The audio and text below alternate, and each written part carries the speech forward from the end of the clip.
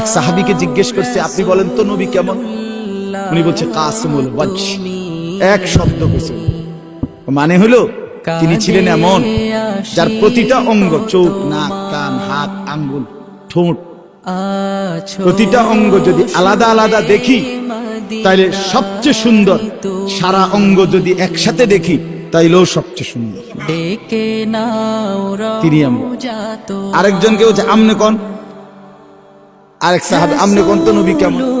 উনি বলতেছে আমি কইতাম না, তিনি ছিলেন এমন ওয়াসিমুল ওয়াজহ, তিনি ছিলেন এমন যাকে একবার দেখলে আবার দেখতে মন চায়, দ্বিতীয়বার দেখলে প্রথমবারের চাইতে আরো সুন্দর মনে হয়, যত তারে দেখি তত আরো সুন্দর লাগে। তিনি রাসূলুল্লাহ সাল্লাল্লাহু আলাইহি ওয়াসাল্লাম। আহা মুসলমান, কাকে ছেড়ে দিলাম? কার সুন্নাত ছেড়ে দিলাম?